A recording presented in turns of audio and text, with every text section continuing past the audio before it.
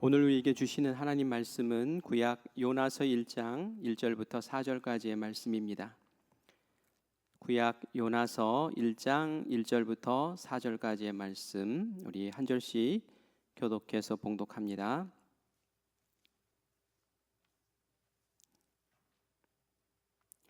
여호와의 말씀이 아미떼의 아들 요나에게 임하니라. 이르시되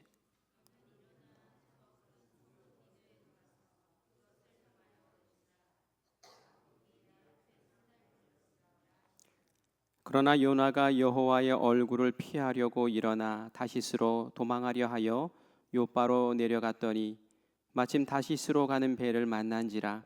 여호와의 얼굴을 피하여 그들과 함께 다시스로 가려고 배삭을 주고 배에 올랐더라. 여호와께서 큰 바람을 바다 위에 내리심에 바다 가운데에 큰 폭풍이 일어나 배가 거의 깨지게 된지라. 아멘. 아멘. 네, 오늘은 신앙의 기본 원리 이제 8번째 시간으로 마지막으로 함께 순종에 대한 말씀을 같이 나누려고 합니다. 말씀의 제목을 보니까 요나와 함께 배를 타지 말라라고 그렇게 제목을 잡았는데요. 요나와 함께. 요나라는 사람이 어떤 사람입니까? 여러분들 잘 알죠? 하나님의 명령을 거절하고 도망하다가 물고기 뱃속에 들어갔던, 그래서 고생하고 원래 하나님이 가라왔던 그곳으로 갔던 사람이죠. 그런데 오늘 이 말씀의 제목으로 인해서 우리가 오해를 하지 않았으면 좋겠어요. 요나는 연약하고 약한 사람이에요. 죄인이에요. 상처 입은 사람이기도 해요. 그런데 우리가 이런 사람 외면합시다, 이런 사람하고 어울리지 마십시다, 인연 끊읍시다, 뭐 이런 내용으로 말씀을 전하려고 하는 게 아닙니다. 예수님은 죄인을 외면하지 않으셨죠. 세리와 죄인들과 함께 식사하시고 그들을 늘 사랑하시고 품어주셨죠. 하나님은 상한 갈대 꺾지 않으신다고, 꺼져가는 심지도 절대 끄지 않으신다고 그렇게 말씀하신 분이십니다. 제가 오늘 신앙의 기본 죄송합니다. 원리 8번째 핵심으로 말씀드리고 싶은 것은 이 요나의 불순종에 대해서 말하려고 하는 거예요. 요나라는 연약한 사람을 외면하지 맙시다. 그러나 이 불순종에 대해서 동조하지도 맙시다 라는 그런 말씀을 드리려고 해요. 그리고 순종과 불순종이 나의 개인적인 문제에 머무는 것이 아니라 이것이 공동체에 얼마나 큰 영향력을 미치는가까지도 우리가 오늘 함께 살펴보려고 합니다. 신앙의 기본 원리 가운데 순종이라는 것은 굉장히 중요해요. 그래서 우리가 2026년도 우리 교회 표를 다시 말씀 앞에 무엇으로? 순종으로, 그 다음에 어떻게 된다고요? 형통한 우리. 그래서 이 순종이라는 것이 굉장히 중요해요. 형통으로 가는 그러한 길목이고, 이 순종이 하나님을 경험하게 하는 그런 굉장히 중요한 어떤 키와 같은 거예요. 그래서 오늘 뭐 1시간 우리가 순종에 대한 말씀을 보겠지만, 우리가 이 순종을 통해서 이제 시각을 조금 넓혀서 이 순종이 나만의 순종, 나만의 불순종이 아니라 이것이 공동체에 어떤 영향력을 미치는 것인가라는 것까지도 좀 같이 살펴보면서 우리의 신앙의 그 순종의 모습을 다시 한번 지켜 세워나갔으면 좋겠습니다. 여러분 한번 질문해 보세요. 나는 사람을 살리는 사람입니까? 아니면 사람을 힘들게 하는 사람입니까? 나는 가정의 평안을 가져오는 사람입니까? 아니면 가정의 폭풍을 가져오는 사람입니까? 나는 교회를 세우는 사람입니까? 아니면 교회를 흔드는 사람입니까? 나는 내 주변 사람을 하나님께 더 가까이 가게 만드는 사람입니까? 아니면 하나님으로부터 물러서게 만드는 사람입니까?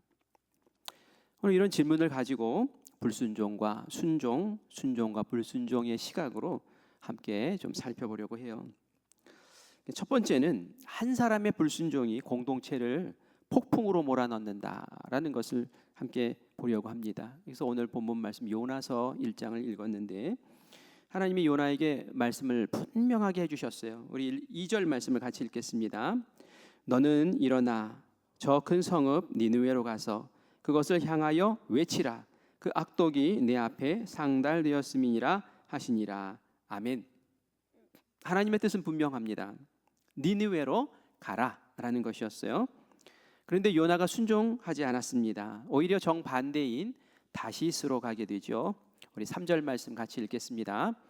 그러나 요나가 여호와의 얼굴을 피하려고 일어나 다시스로 도망하려 하여 요바로 내려갔더니 마침 다시스로 가는 배를 만난지라.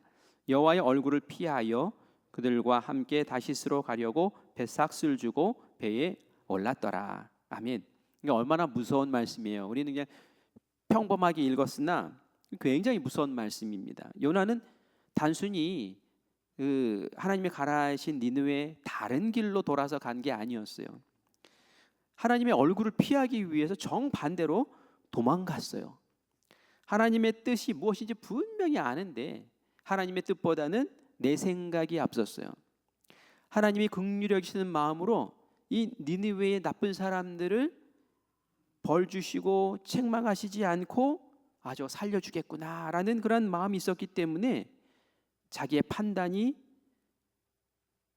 저 사람들은 저주받아야 돼, 죽어야 돼라는 판단이 옳다라고 생각했기 때문에 하나님의 뜻이 이루어지지 않기 위해서 하나님의 얼굴을 피해서 불순종하고 도망갔어요. 하나님의 명령보다 나의 감정이 더 중요했어요. 그게 바로 이 요나의 모습이었다는 거죠. 그런데 그 결과가 어떻게 됐습니까? 우리 4절 말씀 같이 읽겠습니다. 여호와께서 큰 바람을 바다 위에 내리심에 바다 가운데에 큰 폭풍이 일어나 배가 거의 깨지게 된지라. 아멘. 요나가 배를 탔어요. 그 배에 폭풍이 왔어요.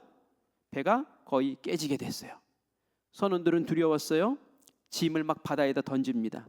살기 위해서 그냥 몸부림을 쳤어요. 우리가 이 장면에서 분명하게 깨달아야 될 영적 원리가 있어요. 그것은 뭡니까? 요나 한 사람의 불순종이 결코 개인의 문제로 머물러 있지 않더라는 거예요. 개인의 문제로 끝나지 않았어요. 요나는 아마 이렇게 생각했을 거예요. 이건 내 인생이야. 내가 가기 싫은데 안 가면 되는 거지 않아? 내 마음이 조금 힘드니 조금 피해가면 되지. 이렇게 생각을 했습니다. 그런데 성경은 말씀합니다. 그 한 사람의 불순종이 배 전체를 다 뒤흔들어 버렸다고 말이죠. 사랑하는 여러분, 죄는 결코 혼자 짓는 것으로 끝나지 않습니다. 불순종은 반드시 주변을 다 흔듭니다. 한 아버지의 탐욕이 가정을 흔들 수 있어요. 한 어머니의 낙심이 집안의 분위기를 무겁게 만들 수 있습니다. 한 성도의 불평이 교회의 영적 공기를 흐릴 수 있고요. 한 지도자의 교만이 공동체를 깊이 병들게 할 수 있습니다. 이렇게 말하면 안 돼요. 이건 내 몫이니까 괜찮아. 아닙니다. 내 영적 상태는 나 혼자만의 문제가 아니라 내가 하나님 앞에 바로 서지 못하면 내 자녀가 힘들어지고 내 배우자가 지치고 내 속회가 흔들리고 내가 다니는 교회가 영향을 받는다라는 것을 우리가 명심해야 됩니다. 가정에서도 그렇습니다. 가장의 마음이 하나님 앞에서 무너져 내리면은 그 무너짐은 가정 안의 모습을 변화시켜 버려요. 변질시킵니다. 말이 거칠어져요. 기도가 사라져요. 감사의 말이 줄어들어요. 불만이 생겨요. 그러면 가족들은 이유도 다 알지 못하면서 그 무게감을 느끼게 되고 그 가정은 어둠 가운데 처하게 되죠. 교회도 마찬가지예요. 겉으로는 조용히 앉아 있지만 속으로는 원망하고 계속 부정적인 말하고 자꾸 뒤에서 사람의 마음을 흔들고 기도하지 않으면서 판단하고 이런 것이 공동체 안에 있으면 말이죠. 그게 공동체 안에 폭풍이 태풍이 될 수 있다라는 것을 우리가 기억해야 됩니다. 우리 사랑하는 성도 여러분, 불순종은 내 삶만 흔드는 것이 아닙니다. 배를 흔들어요. 가정을 흔들어요. 교회를 흔들어요. 그리고 우리의 모습을 지켜보는 다음 세대도 막 흔들어 버려요. 그래서 오늘 우리가 이 요나의 말씀을 보면서 남을 판단하기 전에 먼저 내 자신을 들여다봐야 됩니다. 혹시 내 안에 하나님의 말씀 니느웨로 가라라는 말씀이 있음에도 불구하고 다시스로 가고 있는 내 불순종의 모습이 있지 않은가라고 한번 곰곰이 내 마음과 내 삶을 살펴보시기를 바랍니다. 하나님은 니느웨로 가라고 했는데 난 다시스로 갑니다. 하나님은 용서하라고 했는데 나는 끝까지 내 감정 붙들고 있어요. 하나님은 기도하라 하시는데 나는 핑계와 분주함으로 도망다니고 있어요. 하나님은 섬기라고 하는데 나는 여전히 편안한 자리만 찾으려고 해요. 하나님은 내려놓으라고 하는데 나는 끝까지 내 고집 붙들고 내 자존심 세우고 있어요. 그게 다 다시스로 가는 거예요. 그죠? 사랑하는 여러분, 요나가 탄 배는 폭풍이 왔습니다. 하나님을 피하는 길에는 평안이 없어요. 순종을 미루는 길 끝에는 자유가 없어요. 하나님의 뜻을 거스르는 길은 결국 폭풍이 찾아오게 된다는 거예요. 그러므로 우리는 기도해야 합니다. 주님, 내 안에 다시스가 있다면 끊어 주십시오. 도망가는 발걸음 되지 말게 하시고 내 고집 꺾고 니느웨로 가라 할 때 그 니느웨로 갈 수 있는 순종의 길이 나에게 열리게 하시고 내 발이 그 위에 설 수 있도록 주님 도와주시옵소서라고 기도하며 나의 불순종의 모습을 순종으로 다시 뒤엎어 바꾸는 우리가 되기를 간절히 원합니다. 그래서 오늘 이 말씀을 통해 요나의 모습을 통해서 개인의 불순종이 이 공동체를 어렵게 만드는구나. 개인의 어려움뿐만이 아니라 공동체까지도 쑥대밭을 만들 수 있구나. 나의 불순종이 나의 가정을, 나의 사업장을, 나의 교회를 어렵게 할 수도 있겠구나라는 것을 각성하고 나뿐만이 아니라 내가 속해 있는 사랑하는 이들의 공동체를 위해서라도 내가 순종의 길을 찾아야지 하는 그런 깨우침이 우리 가운데 있기를 바랍니다. 두 번째로 불신앙과 이렇게 동조를 하거나 그거에 따라서 반역을 일으키는 공동체는 하나님께서 광야에 묶어 두시는 것을 우리가 보게 됩니다. 민수기 14장에 가서 우리가 말씀을 보면은 거기에 그 12정탐꾼 이야기가 나오죠. 너무 잘 아는 이야기예요. 이스라엘 백성들은 하나님의 놀라운 은혜를 이미 다 경험을 했습니다.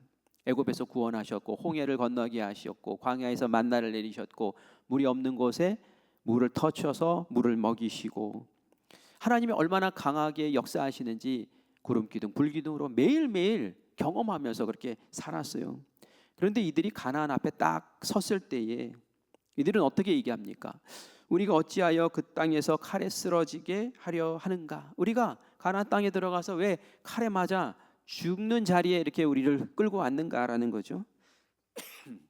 애굽으로 돌아가는 것이 낫지 아니하랴? 차라리 애굽으로 돌아가자 하면서 말을 합니다. 그런데 이것은 그냥 푸념이 아니었어요. 이 말은 하나님의 약속에 대한 것, 하나님의 약속이 뭐예요? 너희는 가나안 땅에 들어간다. 내가 너희 가나안 땅을 준다라는 것이었잖아요. 그 약속에 대한 불신앙이고 불순종이죠. 현실의 무게가 두려움이 하나님의 말씀보다 더 크게, 하나님의 능력보다 더 크게 다가왔던 거죠. 그러니까 이 말씀에 대해서 순종하지 않습니다. 그러면서 이전에 익숙한 종살이의 모습으로 돌아가겠다고 이야기합니다. 애굽으로 돌아간다는 것은 옛날 장소로 돌아간다는 그 정도의 차원이 아니에요. 애굽이라는 것은 하나님이 없는 곳이잖아요. 하나님 믿지 않는 곳이잖아요. 하나님 믿지 않는 곳으로 가겠다는 거예요. 삶은 익숙할 수 있으나 거기는 죄에 묶이는 자리입니다. 죄에 길들여진 곳이란 말이에요. 말씀보다 편한 것을 계산하고 있어요. 그건 신앙이 아닌 거예요. 그거는 순종이 아닌 거예요. 이스라엘은 광야가 힘들다고 해서 다시 애굽으로 돌아가자라고 말을 한데 그거보다 더 무서운 것은 그 말이 그 10명의 정탐꾼의 말로 그치지 않았다는 거예요. 그 10명의 정탐꾼이 이야기했을 때에 다른 사람들도 불신앙을 갖게 되고 불순종의 마음을 갖게 되고 동조하게 됩니다. 동조하게 돼요. 그 배가 흔들리는 정도가 아니라 그 배가 점점 그 악함으로 물들게 되죠. 두려움이라는 게 전염되는 거 아셔요? 두려움이라는 게 전염이 됩니다. 원망이라는 것도 전염이 돼요. 낙심도 전염이 되고 불신앙, 불순종도 전염이 돼요. 감사도 전염이 됩니다. 기도하면서 살리는 말도 전염이 돼요. 그러나 악한 것들도 전염이 돼요.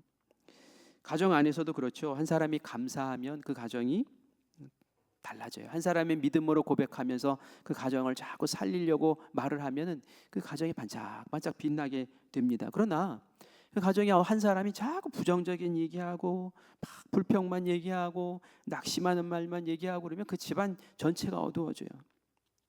교회도 똑같죠. 교회도 안 돼, 못해, 해봐야 소용없어 이러면 그 교회는 주저앉는 교회 됩니다. 그러나 하나님이 하실 거야. 그래, 우리 기도하자. 믿음으로 다시 가자. 이러면 말이죠, 그 공동체 살아납니다. 그런데 이 공동체를 이 10명의 정탐꾼들이 그 광야로 묶어버리는 거예요. 가나안에 못 들어가게 묶어버리는 거예요. 그리고 그 백성들이 그 말에 동조합니다. 그 불순종의 말에 동조하고 하나님을 반역하는 거예요. 이 모세 다 때려 죽이고 우리 가자 뭐 이렇게 나오는 거예요. 반역의 모습을 보입니다. 이들이 어떻게 됐습니까? 불순종의 그 종들은 정말 다 광야에 묶여서 광야에서 40년 살다가 거기 광야에서 다 죽어요. 불순종에 동조하는 것도 이것도 큰 문제라는 거예요. 그래서 우리가 불순종하는 사람뿐만이 아니라 그 불순종을 전파하고 불순종으로 오염시키려고 하는 그 사람들에 의해서 내가 동조하고 반역에 동참하고 이러면 말이죠, 똑같은 그런 악한 모습, 저주의 모습, 그리고 망하는 모습을 보게 된다라는 것을 오늘 이 말씀을 통해서 다시 한번 봐야죠. 그래서 순종과 불순종 이게 굉장히 차이가 나는 거예요. 끝까지 하나님 말씀, 약속의 말씀 붙잡고 순종했던 여호수아 갈렙 어떻게 됐습니까? 결국 그 사람들만 들어가잖아요. 그 사람들만 딱 들어가잖아요. 순종하는 사람에게 하나님 주십니다. 그래서 여러분들이 하나님 말씀 앞에 반짝반짝 서 있어야 될 뿐만이 아니라 불순종, 불신의 말, 부정적인 말, 안 되는 말 하는 사람 곁에서 동조하지 말라는 거예요. 그 불순종에 동조하지 말라는 거예요. 그 불순종을 통해서 반역의 무리 가운데 끼지 말라는 거예요. 제가 민수기 16장 말씀을 하나 더 말씀을 드릴게요. 고라라는 사람이 반역을 합니다. 이 고라가 모세와 아론을 대적을 해요. 고라는 레위인이었어요. 그런데 이 레위인이 맡은 역할 가운데 성전에 봉사하는 일을 맡았어요. 그런데 이 사람 마음에 어느 날 그런 생각이 드는 거예요.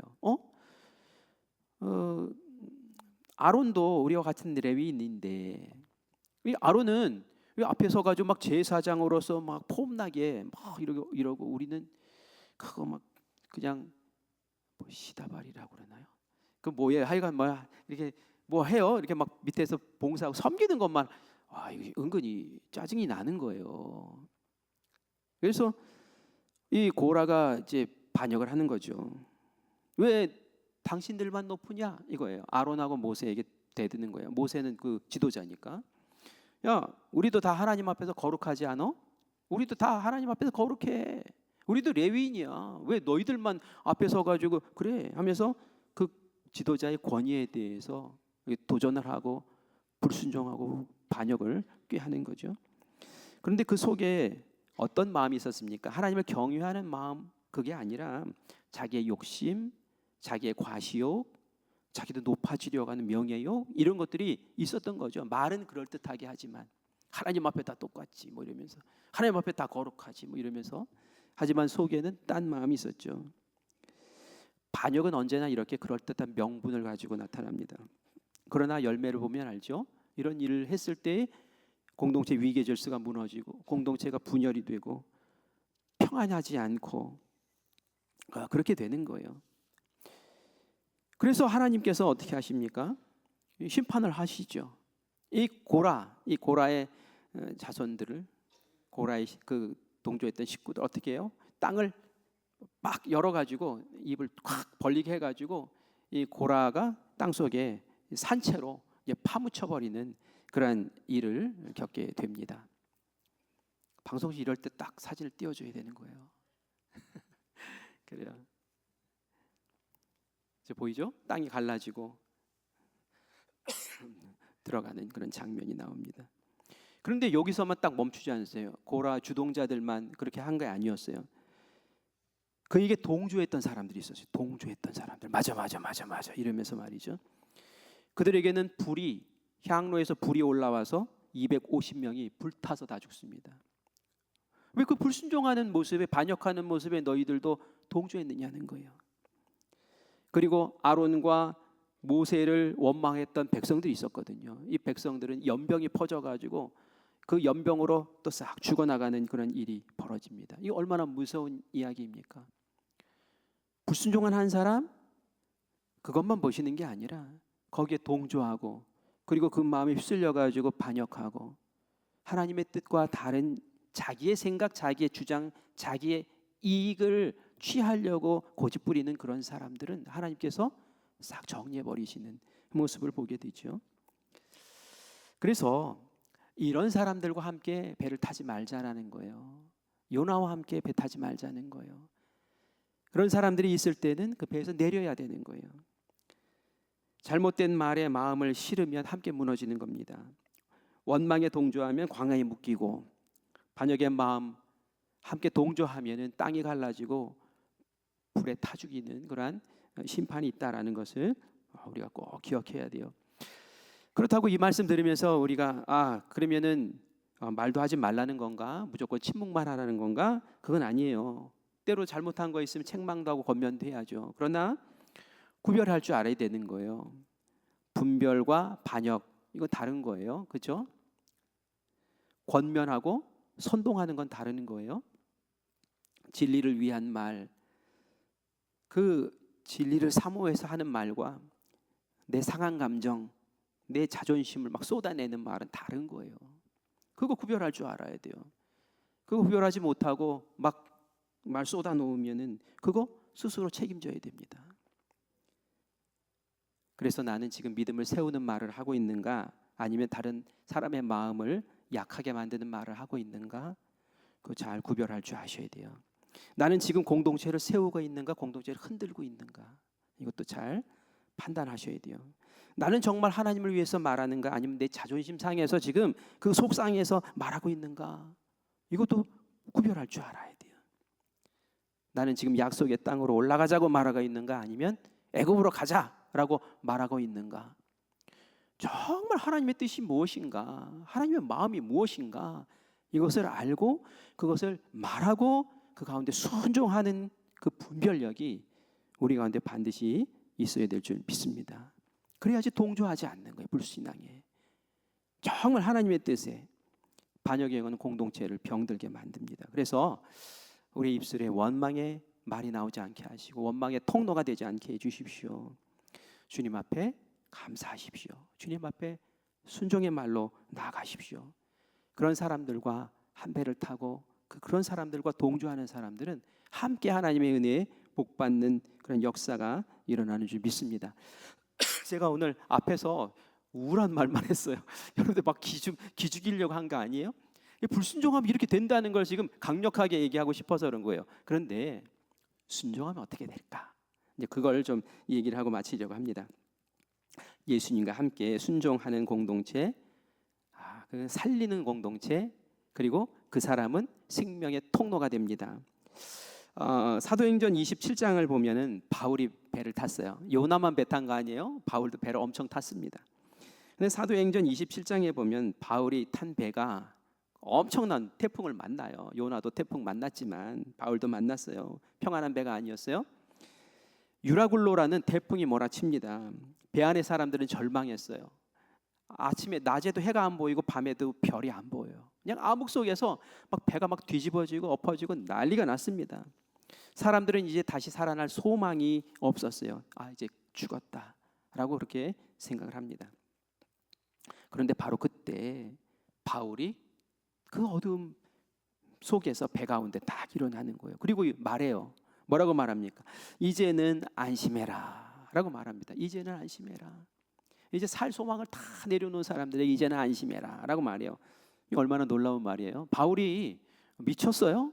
바울이 왜 정신 나갔어요? 왜 이런 말을 합니까? 그것은 하나님이 천사를 보내셔서 바울에게 하신 말씀이 있었거든요. 바울아, 너 안 죽어. 걱정하지 마. 너는 로마에 있는 가이사 앞에 서야 돼. 거기 가서 복음 전해야지. 너 안 죽어.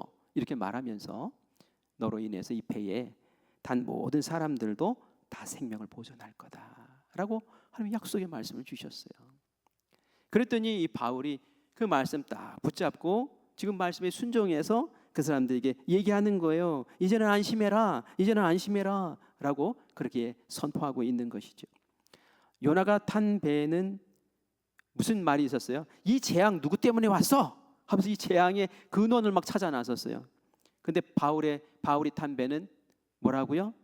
안심해라, 안심해라 라고 바울이 이야기를 합니다. 요나 때는 폭풍의 원인이 요나였어요. 그렇죠? 바울은 폭풍 속에서 소망의 통로가 되었습니다. 똑같이 배를 탄 사람인데 왜 한 사람은 폭풍의 원인이 되고 한 사람은 폭풍 속의 평안의 원인이 될 수 있었느냐는 거예요. 그것은 요나는 불순종하고 탔기 때문에 거기가 망하는 배가 돼버린 거예요. 그러나 바울은 순종의 모습으로 그 배를 탔어요. 하나님이 너 가이사 앞에 가서 복음 전하라고. 그렇기 때문에 아멘. 저는 가이사 앞에서 재판 받겠습니다. 그래가지고 그 배 탄 거 아닙니까? 순종의 모습으로 배를 탔어요. 그러니 그 배가 어떻게 무너질 수 있느냐는 거예요. 살림의 자리에 서는 거예요. 바울은 사명의 사람으로 그 배를 탔기 때문에 사명에 순종한 바울 곁에 있었던 그 배에 같이 탔던 모든 사람들이 함께 생명을 얻었다는 거죠. 바울과 함께 배 탄 사람들이 276명이었어요. 그런데 이 사람들이 모두 살았어요. 왜요? 바울이 있었으니까. 순종하는 사람이 있었으니까. 이것이 순종의 능력이라는 거예요. 순종도 한 사람이 순종해서 한 사람만 잘 되는 게 아니에요. 순종한 그 사람이 있는 공동체가 다 잘 돼요. 순종하는 그 사람이 있는 가정이 잘 되고요. 순종하는 그 사람이 있는 교회가 흥하고 순종하는 하나님 앞에 순종하는 그 사람이 있는 사업장이 잘 되는 거예요. 모든 사람이 불안해하고 염려할 때에 안심해라 라고 말할 수 있는 그 사람, 모든 사람이 낙심했을 때 그래도 하나님이 하셔 라고 하나님 말씀 가운데 순종하며 말하는 사람, 모두가 포기하고 주저앉았을 때 무릎 꿇고 기도하면서 중보하면서 하나님이 우리를 살리신다, 하나님이 우리를 살리신다 기도하는 그 사람을 하나님께서는 기다리고 부르고 계시는 줄 믿습니다. 오늘 설교 제목이 불순종한 그 요나와 함께 배 타지 말자라는 것이었는데 우리가 한 걸음 더 나아가서 끝까지 순종하신 예수님과 함께 배를 타십시오 라고 그렇게 권면하고 싶습니다. 예수님 말씀에 순종해서 말씀의 배에 올라타십시오. 그러면 망하지 않습니다. 그러면 불순종하던 사람도 변해요. 두려움에 떨던 사람도 소망을 전하는 사람으로 바뀌어요. 그 인생이 저주의 통로가 아니라 복의 통로로 바뀝니다. 오늘 여러분 마음에 불순종이 떠오르면은 그거 오늘 이 밤에 정리하시기를 바라요. 내 마음속에 고라의 모습이 보이면은 하나님의 뜻인 것처럼 말하면서 사실은 자기 뜻 말하면서 그러면서 불순종했던 모습이 보이면은 그거 정리해 버리란 말이에요. 불순종, 원망, 교만이 내 속에 있습니다. 나를 불쌍히 여겨주시고 불신앙을 끊어주시고 교만을 무너뜨려 주시고 예수님이 겟세마네 동산에서 순종하면서 순종의 배에 올라타셨던 것처럼 저도 그 예수님의 배에 올라타서 예수님과 함께 순종하며 그 말씀에 순종하며 가정을 살리고 교회를 살리고 공동체를 살리는 그런 사람 되게 하여 주시옵소서라고 기도하며 나아갈 때 하나님께서 말씀 가운데 순종하는 이들을 통해서 형통의 복을 허락하여 주실 줄 믿습니다. 혹시 낙심해서 온 분 계십니까? 낙심해서 하나님 말씀에 낙심해서 오신 분 계십니까? 다시 마음을 바꾸세요. 하나님 하십니다. 하나님 역사하십니다. 실망한 그 모습을 하나님 슬퍼하세요.